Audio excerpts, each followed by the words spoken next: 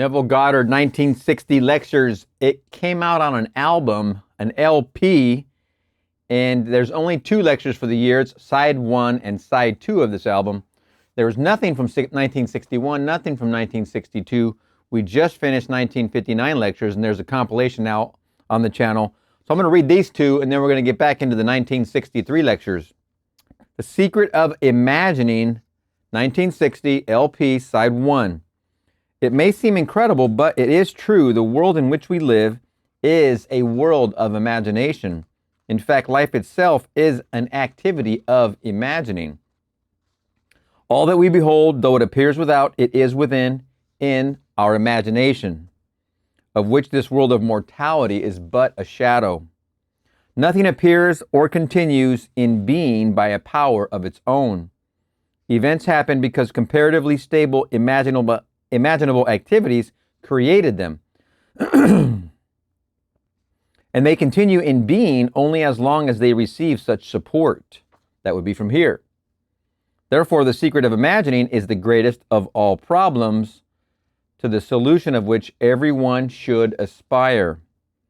For supreme power, supreme wisdom, and supreme joy lie in the solution of this great mystery. When man solves the mystery of imagining, he will have discovered the secret of causation, and that is, imagining creates reality. Nice and simple. Divine imagining and human imagining are not 2 powers at all, but one. The valid distinction which exists between them lies not in the substance with which they operate, but in the degree of intensity of the operant power itself. Acting at high tension, an imaginable act is an immediate objective fact. Keyed low, an imaginable act is realized in a time process. Now let's break those 2 things down right there. Acting at high tension. When you are imagining an imaginable act, that is where the high tension is. It is a fact. It is. But you are in the shadow world of 3 dimensions, 3D. You are where where in your world it's keyed low, an imaginable act. So there's a time process between the imagination, the imaginable act, where the high tension is, and to where it shows up where the low tension is. Now that's my interpretation. I don't know if Neville means that in another world the tension's high and the things are instant. And if he means that, that's great. Okay? But we have to do it from the 4th dimension first anyway. And it is, as he stated many other places, it is already done. Once you move in imagination, it's done. That's the command given by Jacob. So Esau's only going to fulfill it, and he has to. He's wearing the yoke, for crying out loud. He will do it. Human history, with its forms of governments, its revolutions, its wars, and in fact the rise and fall of nations, could be written in terms of the imaginal activities of men and women. All imaginative men and women are forever casting forth enchantments, and all passive men and women who have no powerful imaginative lives are continually passing under the spell of their power. No greater sentence. I'm going to repeat it. All imaginative men and women are forever casting forth enchantments, and all passive men and women who have no powerful imaginative lives are continually passing under the spell of their power. If imagination is the only thing that acts or is in existing beings or men, as Blake believed, then we should never be certain that it was not some woman treading in the winepress who began that subtle change in men's minds, or that the passion because of which the earth has been drenched in blood did not begin in the imagination of some shepherd boy lighting up his eye for a moment before it ran upon its way. Wonderful. The future is the imaginable activity of man in its creative march. Imagining is the creative power, not only of the poet, the artist, the actor, the orator, but of the scientist, the inventor, the merchant, and the artisan. Its abuse in unrestrained, unlovely image making is obvious. But its abuse in undue repression breeds a sterility which robs a man of actual wealth of experience.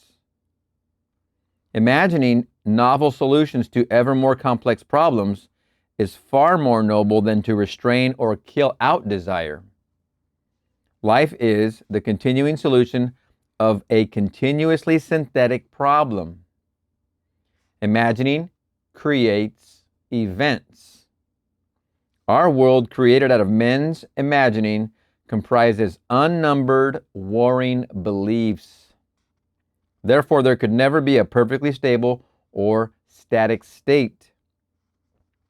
Today's events are bound to disturb yesterday's established order. Imaginative men and women invariably unsettle a pre-existing peace of mind. Hold fast to your ideal in your imagination. Nothing can take it from you but your failure to persist in imagining the ideal realized. Imagine only such states that are of value or promise well. To attempt to change circumstances before we change our imaginal activity is to struggle against the very nature of things. There can be no outer change until there is first an imaginal change. Everything we do unaccompanied by an imaginal change is but futile readjustment of surfaces. Imagining the wish fulfilled brings about a union with that state. And during that union, we behave in keeping with our imaginal change. This shows us that an imaginal change will result in a change of behavior. However, our ordinary imaginal alterations as we pass from one state to another are not transformations, because each of them is so rapidly succeeded by another in the reverse direction. But whenever one state grows so stable as to become our constant mood, our habitual attitude, then that habitual state defines our character and is a true transformation. Now let me call your attention to the design of the cover of this record. You will notice a man sitting on a park bench imagining himself to be in a home. This is the secret of those who lie in bed awake while they dream things true. They know how to live in their own house, in their own dream house until, in fact, they do. Man, through the medium of a controlled waking dream, can predetermine his future. That imaginal activity of living in the feeling of the wish fulfilled leads man across a bridge of incident to the fulfillment of the dream.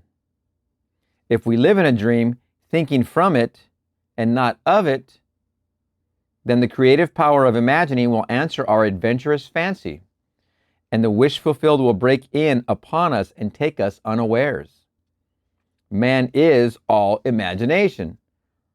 Therefore, man must be where he is in imagination, for his imagination is himself. It just came crashing through the side of my temple, so I have to give voice. This idea, you see these people that get in trouble with the police officers.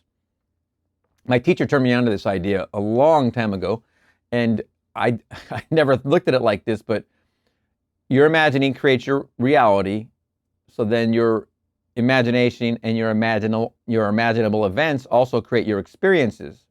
So if you find yourself in experiences with policemen and they're taking charge of you and arresting you, they're arresting you because you haven't arrested yourself. That's one idea, which is what he's been talking about quite a bit. But another way my teacher would put it was that if you don't police yourself, someone else is going to do it for you. So what you're putting into your imagination, either you're putting in those things of lovely rapport, or the opposite is where you would need the policing, because you're not policing yourself. Then you bring in the police to do that for you. Your imagination is an all-powerful thing. And while you bring the police in to police you, you're doing it. You're the one wanting the police of yourself.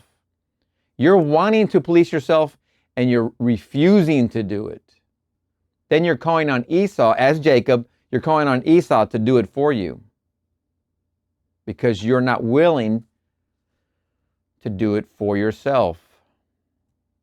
Quite a concept. Man is all imagination, therefore man must be where he is in imagination, for his imagination is himself. To realize that imagination is not something tied to the senses or enclosed within the spatial boundary of the body is most important. Although man moves about in space by movement of his physical body, he need not be so restricted. He can move by a change in what he's aware of. However real the scene on which sight rests, man can gaze on one never before witnessed. He can always remove the mountain if it upsets his concept of what life ought to be. This ability to mentally move from things as they are to things as they ought to be is one of the most important discoveries that man can make. It reveals man as a center of imagining with powers of intervention, which enable him to alter the course of observed events, moving from success to success through a series of mental transformations of nature, of others, and himself. Listen to that very carefully. Mental transformation. S. Mental transformations. How does he do it? Self-abandonment. Wow, what a phrase. You just got to grasp a hold of that self-abandonment as a phrase and just run with it. That is the secret.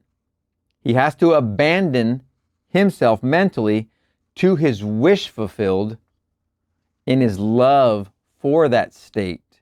And in so doing, live in the new state and no more in the old one. Be the moth that dives headlong into the flame. After all, that's what God did when he became you. He dove headlong into you, forgetting where he was, and became you, forgetting who he was. And in being you, his wish is that you wake up and remember you are him. I'm going to repeat this very small but very potent paragraph. How does he do it? Self-abandonment. Transformations. That is the secret. He has to abandon himself mentally to his wish fulfilled in his love for that state. And in so doing, live in the new state and no more in the old state. Now, we can't commit ourselves to what we do not love. So the secret of self-commission is faith plus love. Anybody here who has fallen in love before, you know how fast you can abandon the old you. When you're falling in love, there's nothing that keeps you apart from each other, number one.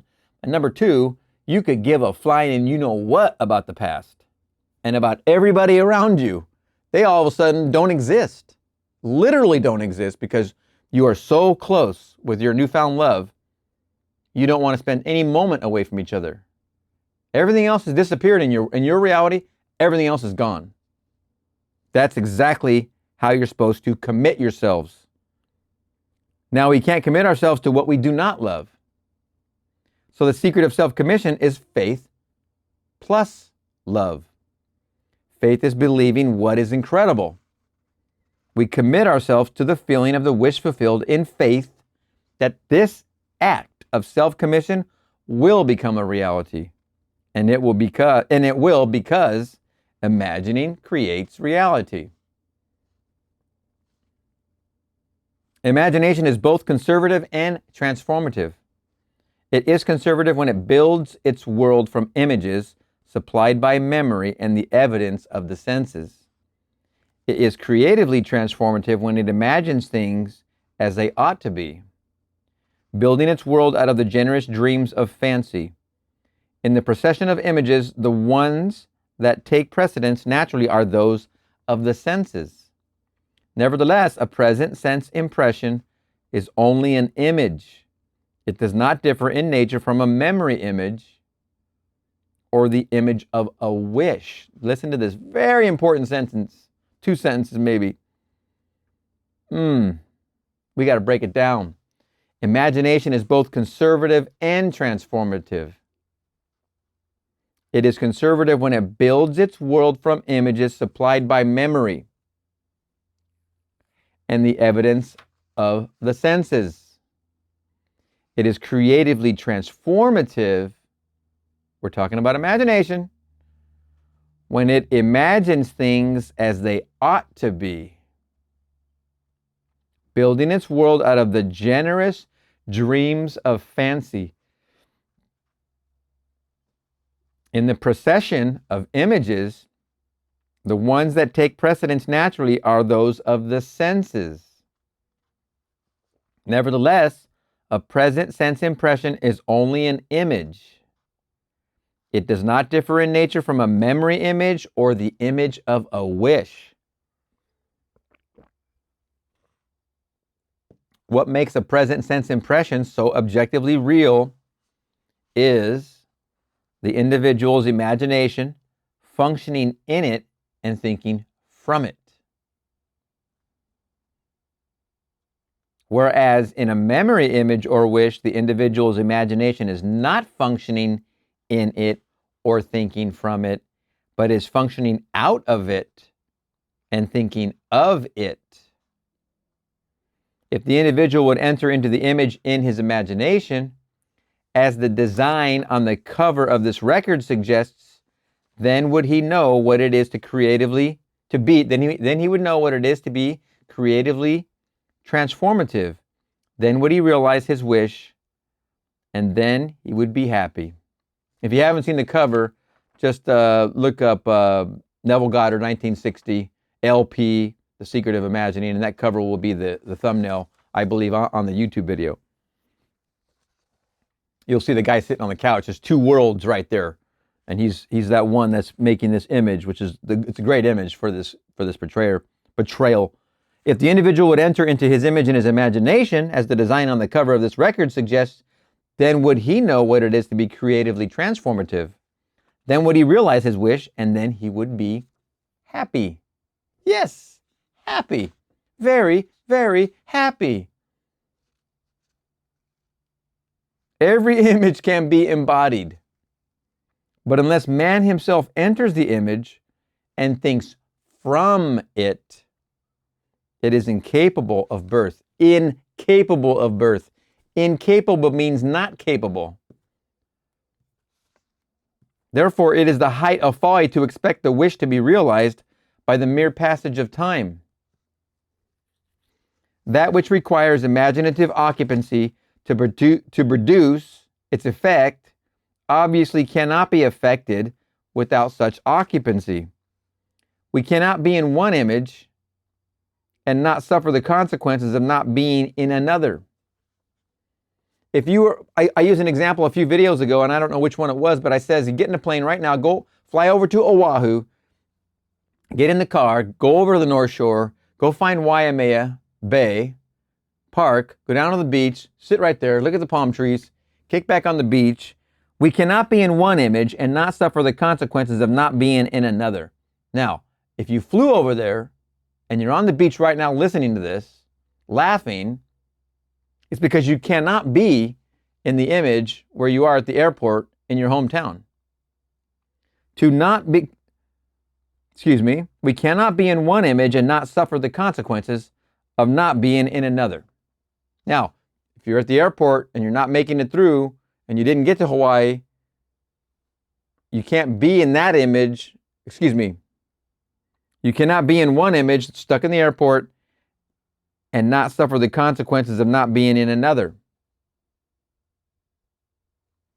Imagination is spiritual sensation. When you're in one place, you're not in the other. Now, the magic here is you can be in any place with your imagination. In your imagination, if you're at the airport, you can literally be in Hawaii. An example of this was when my wife and I were flying to Hawaii to get married For some weird, wonderful reason, we were late to the airport. Something said we had all this extra time, and we just meandered about in town, stopped at the bikini shops and whatever we did. Then we went to the airport, LAX, and they had given our seats away. We were there. Her parents were flying there. My sister was flying. So many people were flying there. It was going to be a convergence. And our consciousness was there. But we meandered and we were late, and they pushed our seats to someone else's hands, and we believed too wholly that we were already there. Here. So we went through whatever we had to do to talk and get whatever we had to get. Get angry, whatever, yell, whatever, raise a stink, whatever we did, our consciousness was already there. So there was no us not going on that flight. And it wasn't, you can say, oh, the mercy of the attendant. No, our consciousness was there more than the consciousness of the people that received the standby tickets. They were probably standby seats. I'm sure they were. I have flown to Hawaii on standby many times, so I understand that process right here out of LAX. There's a big LAX location, and that's where a lot of employees and people take that flight to Hawaii. It's just a different point. But our consciousness was there already. That's why we made that flight, even though we made it to the airport behind schedule. You go where your consciousness is, where you're operating from is where you are. We cannot be in one image and not suffer the consequences of not being in another. It's the same thing. I want to make sure I make this a point, a very, very clear point. When you're thinking about the present moment, which is the only moment, there is no such thing as past and there's no such thing as future. But if you spend your time thinking and dwelling on the past, then you're not present in the present moment. You're not actually literally present in the present. You're not present in the now because you're mentally occupied in this past illusion. You cannot be in one image without suffering the consequences of not being in the other. So what happens when you're dwelling on the past all the time is that when you try and come back to the present, you have nothing to show for your absence. Literally. You try and get present focus, but you mentally, the light's been on, but nobody's home. You've been focused over here in this thing called the past, and it doesn't exist. And you're in this fantasy, but you're not home. You're not present. You cannot be in one image and not suffer the consequences of not being in another. Same thing as on the future. Oh, someday I'm going to get married. Oh, someday I'll have my degree. Oh, someday I'll have the right job. Oh, someday I'll have the right retirement. Someday I'll have the right house. Someday I'll have the right boat. Someday I'll have the right wife. Someday I'll have the right husband. Someday I'll have the right relative. Someday. If you're doing that kind of thinking in your now, that means you're over here in this thing called the future illusion. The future doesn't exist. It's only now. Now, if you spend your time over there, you're not home. There's nobody here. You're over here all the time. We cannot be in one image, this illusion image, without and not suffer the consequences. No one's home of not being in another. Have you seen the movie?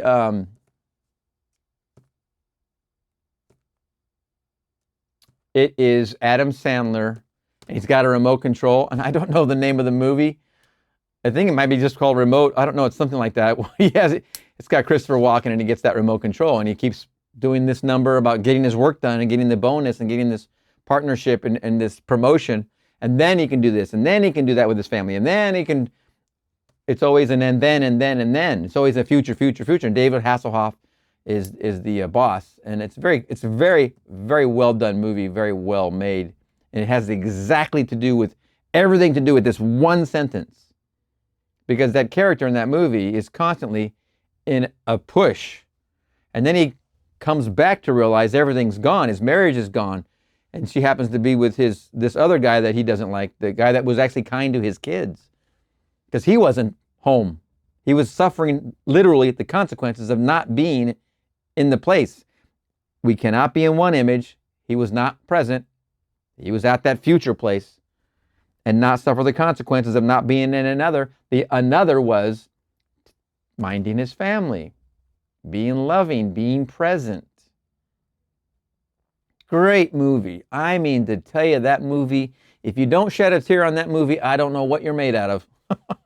And I don't care, because that movie will pull it out of you. It is very, very well done movie. Imagination is spiritual sensation. Enter the image of the wish fulfilled, then give it sensory vividness and tones of reality by mentally acting as you would act were it a physical fact. Now, this is what I mean by spiritual sensation. Imagine that you are holding a rose in your hand.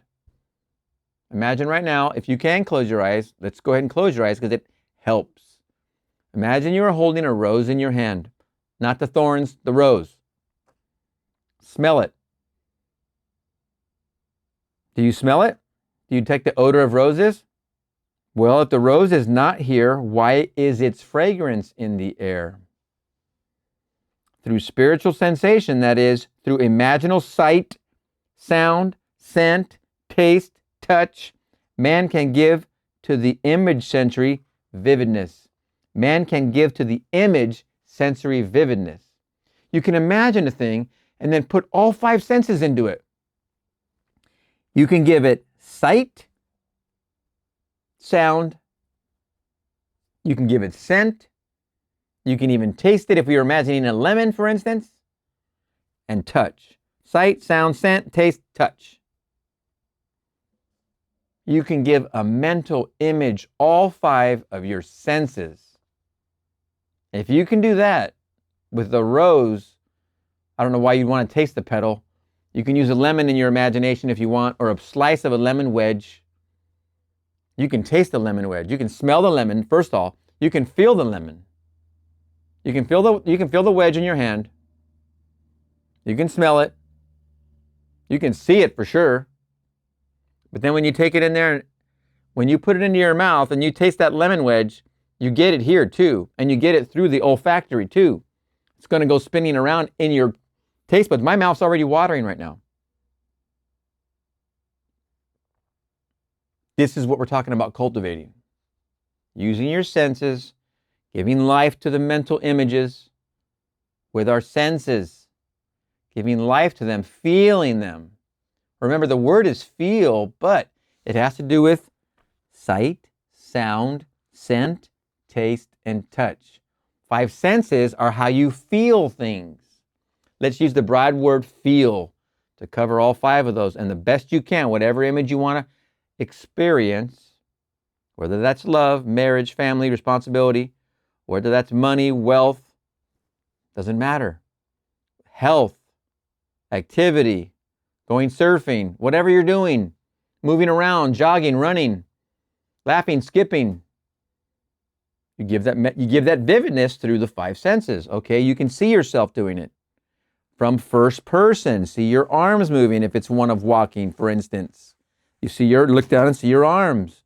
You're mentally imagining seeing your arms. You're mentally imagining smelling the trees because you're walking through a street or a road with nothing but pine trees. And you smell the September pine. You can feel the road under your feet. That's touching. You can pick up a pine cone. You get some of that sap on your hand by accident. You can feel that. You can touch that. You can smell the pine cone if you want. You can taste the sap, but I wouldn't do that. You can dang near taste it. It's that close when you smell it. You're taking your 5 senses and you're infusing them into the image that you want to experience. If it's one of marriage and love, what is it like laying there when you're falling asleep tonight or right now, whenever you're listening to this? What is it like to feel for your partner right there? You're sitting there and you're putting your hand across and you can feel your partner. When Neville, I think it was his army experience, one of his experiences, he touched and could feel his wife's warm body. I believe that was the army experience, 1943. What's it like for you? Laying there, you can touch your partner in bed, whichever side. In my world, if we're in a hotel or if we're in our house, typically The man sleeps towards the door. It's a protective situation. Doors here. Here's the square room. Doors here, bedroom or hotel, whatever it is. Typically, the man is protecting the wife over here, so he's first. If there's going to be an invader, he's first. So no matter what, I'm always at the side close to the door. So if I'm in a hotel room and the door's over here, I'm over here. In our bedroom, I'm over here. So put all these little elements into it. What's it like to get up and walk those few extra steps because you're on this side of the bed or that side of the bed, wherever you are on the bed? Which way are you reaching for your partner? If it's love, if it's marriage, which way is it? Feeling has a lot to do with it, but don't forget sight, sound, scent, taste, and touch. You can go a long way with the sound, a long way with the sight, you can go a long way with the touch, a long way with the smell. You're not going to really taste your partner laying there, but you got 4 senses. 3 is enough. 3 goes a long way. 3 is sight, sound, hearing somebody say congratulations, seeing them in front of you, and touching them. That's a lot. You start putting that one in there, now you're going really far. Now you got the Hail Mary pass happening for you. You're going straight to a touchdown. You're putting 4 of them in there. And as Neville said in one of his lectures recently, it was the 4 something, and taste and touch were blended together to be 1 sense. So it was the 4 mighty ones. It was the 4 something. I think it was the 4 mighty ones. So that goes. You can consider taste and touch along with the same category. So now you're using all 4 in the definition there. You're seeing your partner, your new marriage. You're hearing them talk to you. You're touching them, shaking, hugging, loving, and you're smelling their shampoo or their laundry detergent because you're close. That's 4 senses. Through imaginal sight, sound, scent, taste, and touch, man can give to the image sensory vividness. If he does, all things will conspire to aid his harvesting. And on reflection, he will see how subtle were the threads that led to his goal. He could never have devised the means which his imaginal activity used to fulfill itself. If man longs to escape from his present sense fixation, to transform his present life into a dream of what might well be, he has but to imagine that he's already what he wants to be, and then feel the way he would expect to feel under such circumstances. Let him, like the make-believe of a child who is remaking the world after its own heart, create his world out of pure dreams of fancy. Let him mentally enter into his dream. Let him mentally do what he would actually do were it physically true. He will discover that dreams are realized not by the rich, but by the imaginative. Nothing stands between man and the fulfillment of his dreams but facts. And facts are the creations of imagining. If man changes his imagining, he will change the facts. Man and his past are one continuous structure. This structure contains all of the facts which have been conserved and still operate below the threshold of his surface mind. For him, it is merely history. For him, it seems unalterable, a dead and firmly fixed past. But for itself, it is living. It is part of the living age. We cannot leave behind us the mistakes of our past, for nothing disappears. Everything that has been is still in existence. Very, very important sentence. Everything is forever. Every moment is forever. Literally. Literally. That's why it's so easy to remember certain moments. And I mean, remember them easily. Some just you don't care about, but some you can remember very, very vividly. Because they all are still, that's it. Period. They are all still. And you talk about freezing an event, freezing activity. Think about that for a second. You're freezing a past idea. It's still and frozen in your memory. You can let it go. You can let it be and continue, like in a dream. When you leave a dream, it doesn't stop. It keeps going. That environment you create to have the dream in continues, not because you wake up does it disappear, but because you wake up, it has now its life. You gave it a birth of a life. It's the same thing with your past memory images. You gave them a life in the first place. You can let them continue and not be constrained to you to hold them in your memory as if trapped. You've got them in your prison when actually you've become prison to them. You need to let go. Let their activity continue.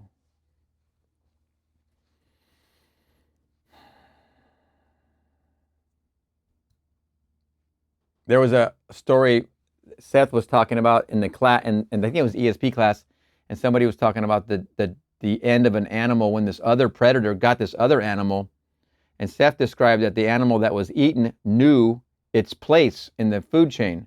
And so what it did was, I think it was a rabbit taken down by maybe a coyote. Let's just say it was those two. Well, the coyote catches the rabbit, and the rabbit knows it's now dinner, so it concedes, and okay, I'm part of this chain, this predatorial chain of life. But the rabbit, in its essence, which its foreverness, it kept running down the hill. It didn't stop because it doesn't go away. Anything from the fourth dimension, which is the rabbit and you and me, doesn't end. It continues. Just because the coyote happened to eat that rabbit doesn't end the rabbit. The rabbit continued running. And that's the way Seth described it. It was the rabbit actually continued running away from that coyote and frolicking in its own direction. When you understand that, you understand that the permanency of things, the foreverness and the forever quality of things. It's very much something to really kind of get into and understand, because then you don't have this so fatalistic attitude about everything, because everything is continuously is. Just look at historians and how they dig into these wonderful relics of the past, and they really unearth these ideas, or the guys that restore cars and they make them like brand new, wonderful machines, beautiful, remade all down to the last nut and bolt, and they look like they're right off the showroom floor when they were first made. How can they do that? It's amazing. That is a forever piece of machinery. It's an example of the forever quality of that machine. Everything that has been is still in existence. The past still exists, and it gives and still gives its results.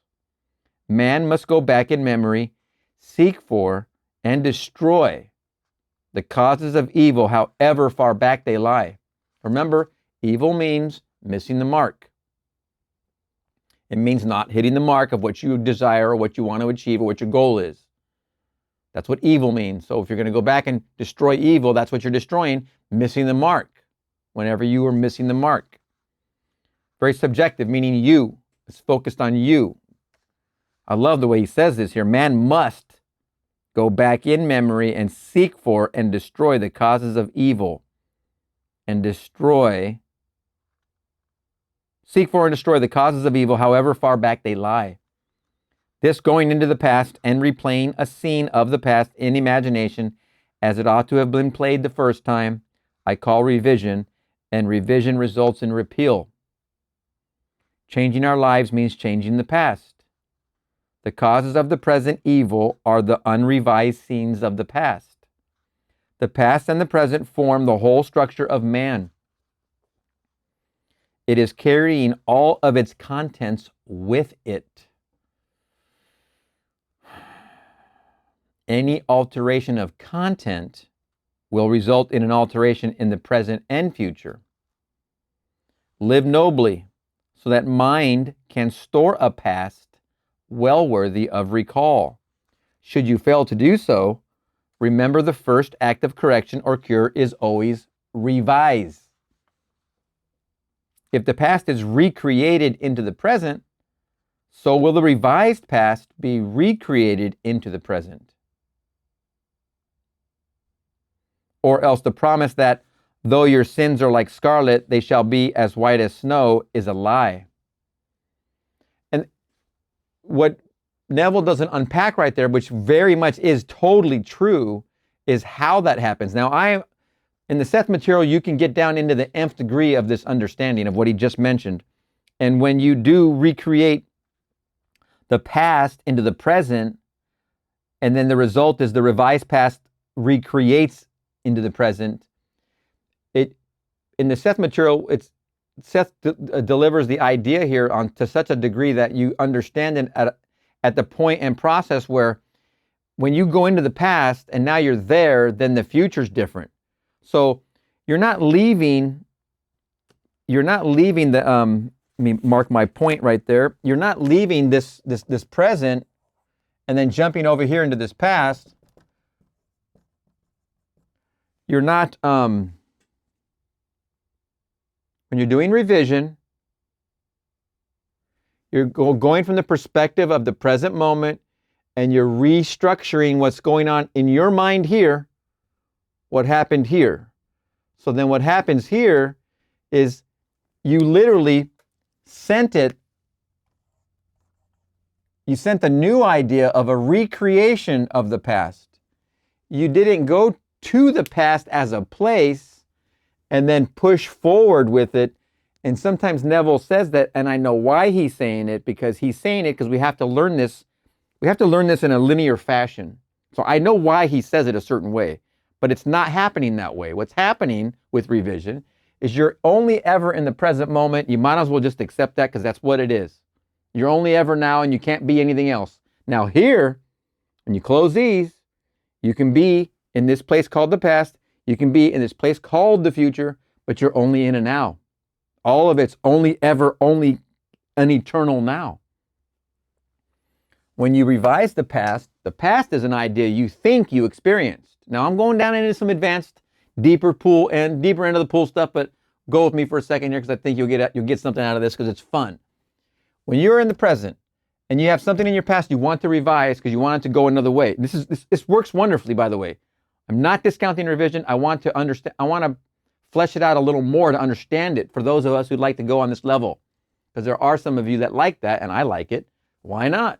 When you go and you revise the past, you restructure the past. When he's saying that past is pushing towards another different future, it's because in the present moment, you've changed. Because you went back here and you replayed the role you played. You played, instead of Matthew, you played Judas. Well, from the present moment, you got the 12 disciples to play here. You got 12 opportunities. Let's just, for fun, go this way. One character you played, and you didn't like that role. In the present, you go, okay, well, I'm gonna go back because I know all of the lines that Judas says. I'm gonna go ahead and replay this, but I'm gonna pretend I was Judas in that play. Okay, so you go back in your imagination and you pretend, you do your meditation, and now you're revising, and you were Judas. Okay, so now this past history in your mind now has a different part inside of you that now has more. It's like the flower bed came up more from that role you played as Judas versus the role you played as, let's say, Matthew there. That's why the image in you, in your present, if your memory is all Matthew, then that's all you feel here. But you change that memory to Judas, just for fun. We're just the names only, not the actual events, all right? So now you're a different character, then you feel different here. But you're only ever doing, anything you're doing is only ever here. You're not in the past. You're only in the present. You can only ever be in one place, and that is now. This is what I learned from Seth. It reconciles wonderfully. After you dig it and understand it, you're only ever in the now. So when you do revise the past, you're changing your role in the event called the past, which is great because it gives you, it bolsters your present like nothing else. There's nothing like revision. Revision is by far one of the most amazing things ever revealed by Neville. Just wow. Just wow, forever wow, because this is the most wonderfully freeing thing we have, I think. But understand, on another level, if you want to take it to the advanced step, it's only all happening here anyway. That's how creative you are. You create past events. You create future events, but being careful that you're not absent here. Remember the consequences of being in one place and not in another. So how was Abdullah able to persuade Neville? Abdullah persuaded himself that Neville was in Barbados, but Neville had to become persuaded. So when Abdullah told Neville, you are in Barbados, I told you this already. You've already gone there. You're already there. Abdullah, in his present, was fully persuaded. There was no ifs, ands, or buts, and there wasn't going to be any discussion about it. Again, go to the North Shore, sit on the beach at Waimea Bay, and try and talk about going to the North Shore and Waimea Bay. You're already there. You can't talk about something you already have fulfilled. It's already in your present moment. Abdullah was fully convinced. Neville, having been caught up in the illusion of these maneuvers, there's one called the past and there's one called the future. Neville was having to grapple with these ideas. He didn't know how to handle, well, the schedule's coming and it's only so many days away and I don't know if I'm going to get this boat. What am I going to do? Because it's never worked like that in the past. I was never taught that. So how the heck could I be in Barbados? Abdullah, I don't understand you. What do you mean? You're already there. That's what I mean. I already told you you went and you went first class. If it wasn't for that lesson, boy, oh boy, that one lesson. But mixing back into this. Neville had to become convinced of how these things worked, and he did it on a feeling level. He walked as if he was in Barbados while he was in New York. He walked on the street and he saw, he had to try and feel and see, his first time doing this, to the best of his ability, the trees and the no more than 2-story buildings while he's in the canyons of New York City. He had to see Barbados and feel it as he walked. But unbeknownst, his brother sends him a check. Before he knows it, he's on the boat, he's already in Barbados. Before he knows it, and first class. Because of his finally fully becoming persuaded in his present moment that he was there. If he would have kept doing this number, he would have been delayed on the ship. There wouldn't have been enough seats. He wouldn't have got the ticket. His brother's check wouldn't have arrived on time. The Alcoa ship company wouldn't have called him. Phone lines were down. Too many people on standby. Yada, yada, yada, yada, all the way down the line. But he didn't do that. He came back where Abdullah focused him. Abdullah imagined lovingly for Neville being there and was persuaded, and that was strong enough. Neville became the Esau, the automaton in the story. When Abdullah became persuaded, it happened. But Neville saw this lesson and in his present moment went with the flow. Check came in the mail. He's on the ship. He's in Barbados. All happened in his present moment. I like that P there. It's like it also can stand for persuaded. Live nobly so that mind can store a past well worthy of recall. Should you fail to do so, remember the first act of correction or cure is always revise. If the past is recreated into the present, so will the revised past be recreated into the present. It's all now. Or else the promise that though your sins are like scarlet, they shall be as white as snow is a lie. The question may arise as to how, by representing others to ourselves as better than they really were, or mentally rewriting a letter to make it conform to our wish, or by revising the scene of an accident, the interview with the employer, and so on, could change what seems to be the unalterable facts of the past. But remember my claims for imagining. Imagining creates reality. What it makes, it can unmake. What it makes, it can unmake. What it makes, it can unmake. It can make something lovely. It can make something lovely. It can make something lovely. There's nothing wrong with that. It can make something lovely. Lovely, lovely, lovely. Continuously. It is not only conservative building a life from images supplied by memory. It is always creatively transformative, altering a theme already in being. The parable of the unjust steward gives the answer to this question. We can alter our world by means of a certain illegal practice, by means of a falsification of the facts. That is, by means of a certain intentional alteration of that which we have experienced. And all this is done in one's own imagination.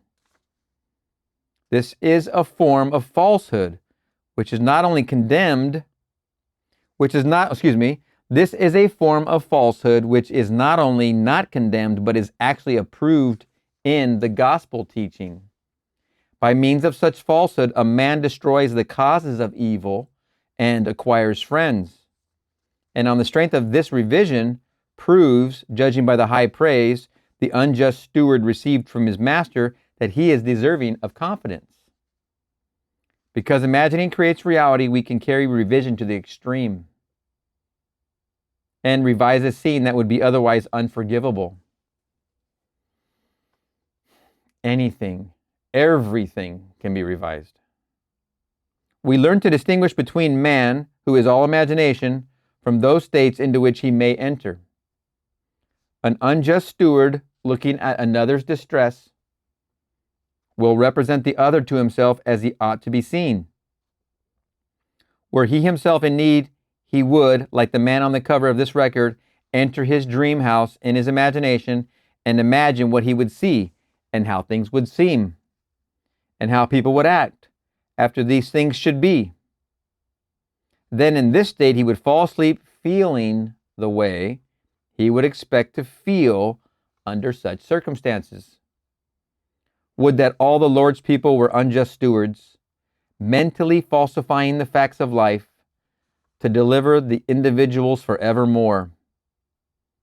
For the imaginal, change goes forward until at length the altered pattern is realized on the heights of attainment. Our future is our imaginal activity in its creative march. Imagine better than the best you know. Our future is our imaginal activity. Remember, the future is this circle here, which I say does not exist. We're only ever in the present. We're only ever in the present. He's saying that our future,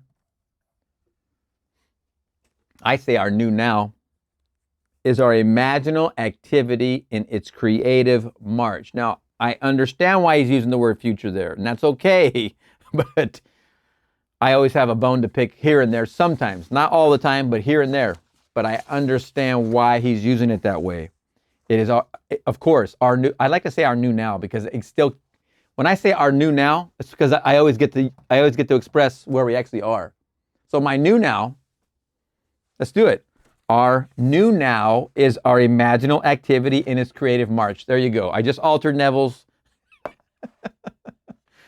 What an amazing side one of an album, huh? The Secret of Imagining, 1960. The only two lectures, I guess, from 1960, because there's nothing else. Again, as I said at the beginning, there's nothing in 61 or 62, which is, I can't even believe it. If you know any reason why, if he was in the islands or what happened there, I'd like to know. So put it in the comments. If not, we'll find out another way. All right, we're going to see you on the other side. Neville Goddard, 1960 LP, Side 2, A Mystical Experience. I accept literally the saying that all the world's a stage, and I believe that God plays all the parts. The purpose of the play, to transform man, the created, into God, the creator. God loved man, his created, and became man in faith that this act of self-commission would transform man, the created, into God, the creator. The play begins with the crucifixion of God on man as man, and ends with the resurrection of man as God. God becomes as we are, that we may become as he is. God becomes man, that man may become first a living being, and secondly, a life-giving spirit. I live, yet not I, but God lives in me. And the life I know I live in the flesh, I live by the faith of God, who loved me and gave himself for me. God took upon himself the form of man and became obedient unto death, even death on the cross of man, and is crucified on Golgotha, the skull of man. God himself enters death's door, the human skull, and lays down in the grave of man to make man a living being. God's mercy turned death into sleep. Then began the prodigious and unthinkable metamorphosis of man, the transformation of man into God. No man, unaided by the crucifixion of God, could cross the threshold that admits to conscious life. But now we have union with God in his crucified self. He lives in us as our wonderful human imagination. Therefore, man is all imagination, and God is man and exists in us, and we in him. The eternal body of man is the imagination. That is God himself. When he rises in us, we will be like him, and he will be like us. Then all impossibilities will dissolve at the touch of exaltation, which his rising in us will impart to our nature. Here is the secret of the world. God died to give man life and to set man free. For however clearly God is aware of his creation, it does not follow that man, imaginatively created, is aware of God. To work this miracle, God had to die, then rise again as man. God had to die, then rise again as man. And none has ever expressed it so clearly as Blake. Blake says, or rather has Jesus say, "Unless I die, thou canst not live. But if I die, I shall rise again, and thou with me. Wouldest thou love one who never died for thee, or ever die for one who had not died for thee? And if God dieth not for man, and giveth not himself eternally for man, man could not exist." So, God died. That is to say, God has freely given himself for man. Deliberately, he has become man and has forgotten that he is God, in the hope that man, thus created, will eventually rise as God. God has so completely offered his own self for man that he cries out on the cross of man, my God, why hast thou forsaken me?" He has completely forgotten that he is God. But after God rises in one man, that man will say to his brothers, "Why stand we here trembling around, calling on God for help, and not ourselves in whom God dwells?" This first man that has been raised from the dead is known as Jesus, the first fruits of those who have fallen asleep.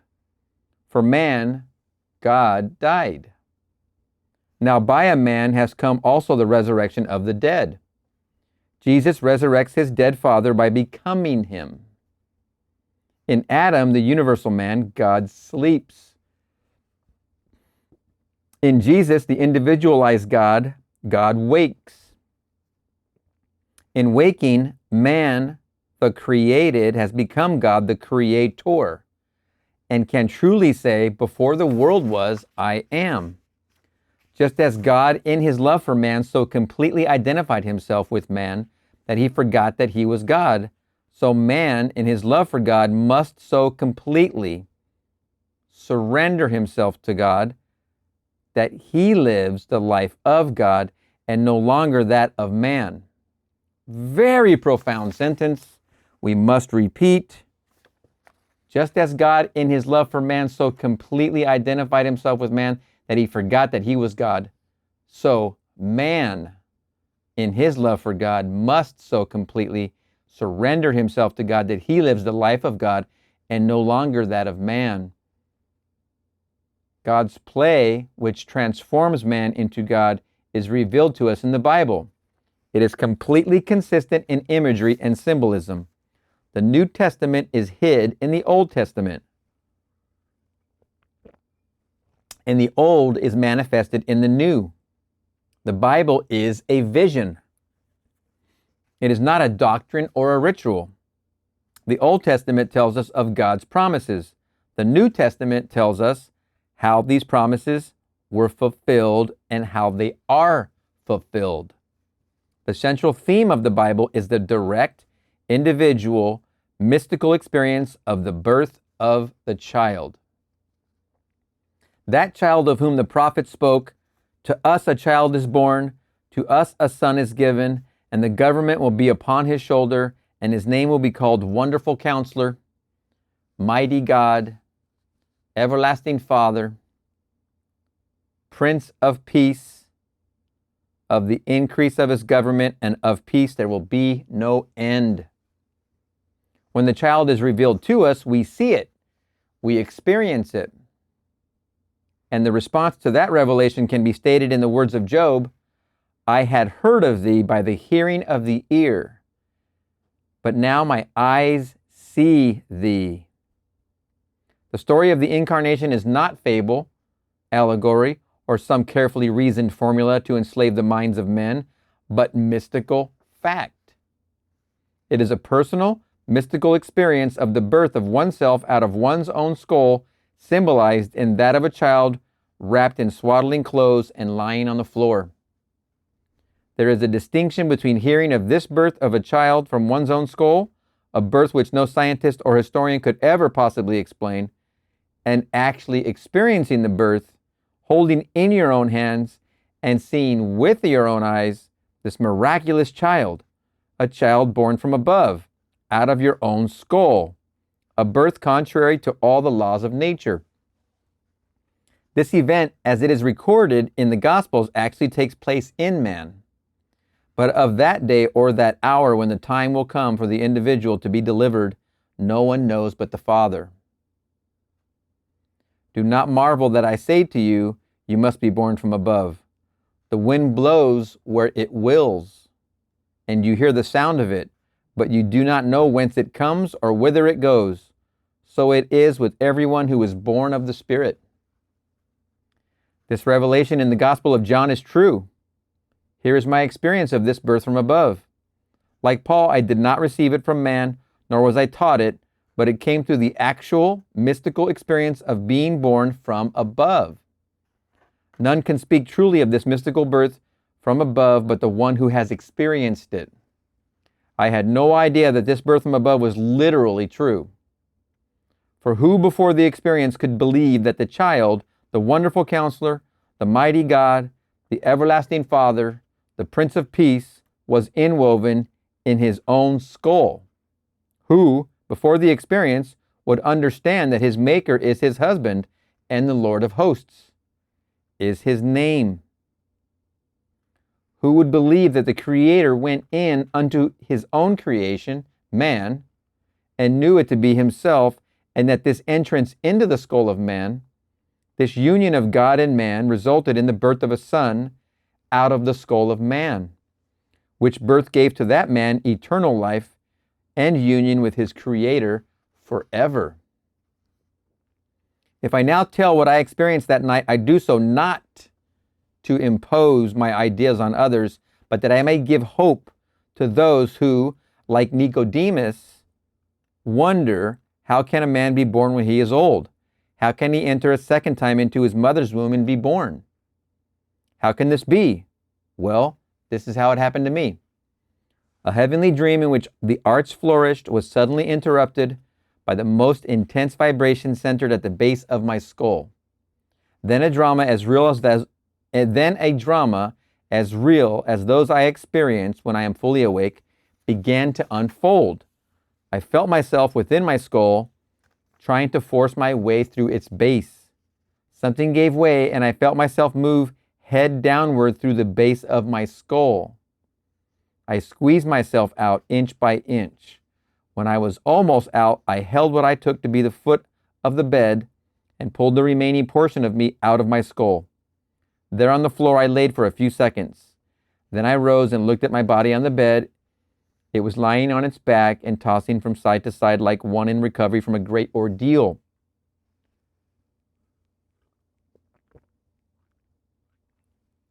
As I contemplated it, hoping that it would not fall off the bed, I became aware that the vibration which started the whole drama was not only in my head, but now was also coming from the corner of the room.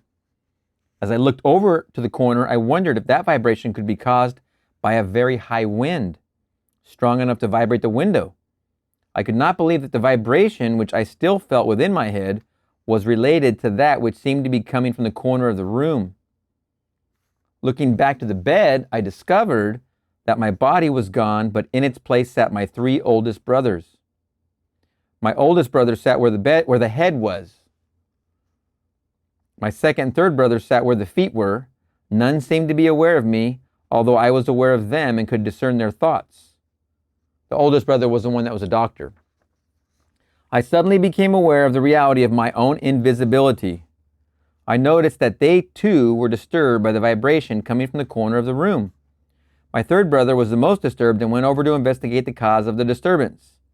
His attention was attracted by something on the floor, and looking down, he announced, "It's Neville's baby." My other 2 brothers, in most incredulous voices, asked, "How can Neville have a baby?" My brother lifted the infant wrapped in swaddling clothes and laid him on the bed. I then, with my invisible hands, lifted the babe and asked him, "How is my sweetheart?" He looked into my eyes and smiled, and I awoke in this world to ponder this greatest of my many mystical experiences. It's exactly what happens right when you're looking at the swaddled infant. For me, I was looking, and I was in complete and total awe. Magic. And then the whole thing dissolves and you just wake up. You come back to your consciousness here. And I don't know if I woke up, but I'm sure I did, because it was a profound experience. One other vision I will tell, because it bears out the truth of my assertion that the Bible is mystical fact, that everything written about the promised child is in the law of Moses and the prophets and the Psalms, and it must be mystically experienced in the imagination of the individual. The child's birth is a sign and a portent signaling the resurrection of the patriarchs in the imagination of him in whom the child is born. 6 months after the birth of the child, a vibration similar to the one which preceded his birth started in my head. This time its intensity was centered at the top of my head. Then came a sudden explosion, and I found myself in a modestly furnished room. There, leaning against the side of an open door, was my son, David, of biblical fame. He was a lad about 12 years old. What struck me forcibly about him was the unusual beauty of his face and figure. He was, as he is described in the first book of Samuel, ruddy, with beautiful eyes, and very handsome. Not for one moment did I feel myself to be anyone other than Neville. Yet I knew that this lad David was my son, and he knew that I was his father. As I sat there contemplating the beauty of my son, the vision faded, and I awoke. What conclusion can be reached from these mystical experiences? A chamber of man's image in man's imagination is engraved with every patriarch and character in the Old Testament, and that after the birth of the child out of the skull of man, signifying that man's rebirth from above, there will begin the resurrection of the patriarchs. Each in his turn will be revealed as the son of the man who resurrects him. When all are resurrected from the dead, that man in whom they are resurrected will know himself to be of the Elohim, the God who became man, that man may become God. End of record. Excuse me. Wow. Neville's mystical experience on the album, side 2, 1960. And he had the experience in 1959, just a year before. It is profound, and there's no other way to put it. I mean, you've heard all my experiences as we've been going along, and they just keep going. I don't know where they're stopping, but I'm okay. I'm along for the ride. And it is a ride. And there's going to be plenty watching who do have this experience. And you're going to. Everyone's going to have it. Everyone eventually plays the parts and gets to play the play all the way through. That's the wonder of what he's been describing to us, is that our roles in the play are continuously evolving. You can't just be pilot. You can't just be whomever else. I forget who else he mentioned there, but you're going to be all the parts, eventually ending up in Judas. And after Judas, then you end up back into Jesus. So you're constantly going through these roles. Fascinating. And on the inside, not on the outside. Wow. Okay, that's the end of side 2 and the end of 1960. We're going to pick up again and pick up where we left off in the 1963 lectures. We'll see you there.